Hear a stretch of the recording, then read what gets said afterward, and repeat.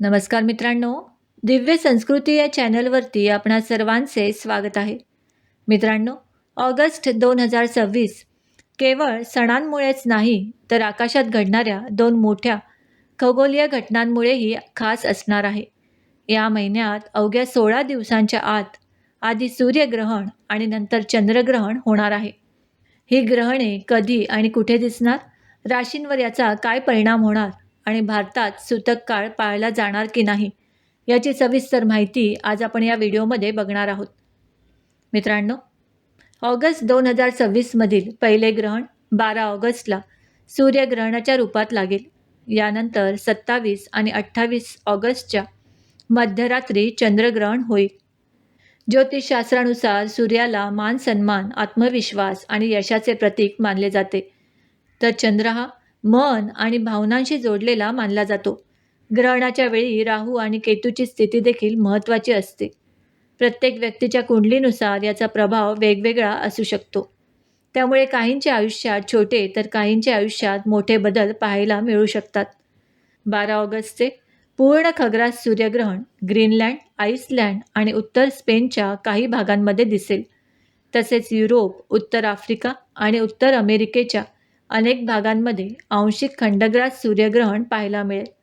यानंतर 27 ऑगस्ट आणि 28 ऑगस्टचे चंद्रग्रहण उत्तर आणि दक्षिण अमेरिकेच्या बहुतांश भागासह युरोप आणि आफ्रिकेच्या अनेक देशांमध्ये दिसेल. ज्योतिषशास्त्रात ग्रहणाच्या वेळी देवाचे ध्यान करणे, मंत्र जप करणे आणि दान करणे शुभ मानले जाते. तसेच राग करणे, विनाकारण वाद घालणे आणि नकारात्मक विचारांपासून दूर राहण्याचा सल्ला दिला जातो. 2 वर्षांहून अधिक काळानंतर प्रथमच खग्रास सूर्यग्रहण होणार आहे. हे ग्रहण 12 ऑगस्ट 2026 रोजी होईल, जेव्हा चंद्र सूर्याला पूर्णपणे झाकून घेईल. यामुळे दिवसा अंधार पडेल. हे या वर्षातील दुसरे सूर्यग्रहण लागणार आहे. हिंदू धर्मानुसार सूर्यग्रहणाला अशुभ मानले जाते. ते आरोग्यासाठी देखील हानिकारक मानले जाते. यामुळे सूर्यग्रहणाचा सूतक काळ लागताच काही कार्ये केली जात नाहीत. या काळात कोणते काम करू नये हे जाणून घेणे महत्त्वाचे असते. सूर्यग्रहण 12 ऑगस्टच्या रात्री 9:04 सुरू होईल आणि 13 ऑगस्ट रोजी सकाळी 4:25 संपेल. सूर्यग्रहणाचा मुख्य अवस्था 6 मिनिटे 23 सेकंदांपर्यंत राहील. यामुळे या सूर्यग्रहणाला सर्वाधिक दीर्घ कालावधीचे ग्रहण म्हटले जात आहे. जेव्हा सूर्यग्रहण लागेल तेव्हा भारतात रात्रीची वेळ असल्याने साहजिकच भारतातून हे ग्रहण दिसणार नाही. तसेच भारतात या ग्रहणाचा सूतक काळ मान्य असणार नाही. ज्या स्थानावर ग्रहण दिसत नाही तेथे ग्रहणाचा सूतक काळ पाळण्याची गरज नाही. त्यामुळे 12 ऑगस्ट रोजी अमावस्येला देवाची पूजा अर्चा, स्नानदान आणि तर्पण आदीशी संलग्न कामे करण्यात काहीही अडचणी नाहीत. 12 ऑगस्ट रोजी लागणारे सूर्यग्रहण भारतातून दिसणार नाही. त्यामुळे भारतवासियांना आकाशातील रिंग ऑफ फायर अद्भुत दुर्लभ नजारा पाहायला मिळणार नाही. मात्र नासाद्वारा सूर्यग्रहणाची लाईव्ह स्ट्रीमिंग यूट्यूब चॅनलवर पाहता येणार आहे. तुम्ही ऑनलाईन माध्यमातून या ग्रहणाला पाहू शकता.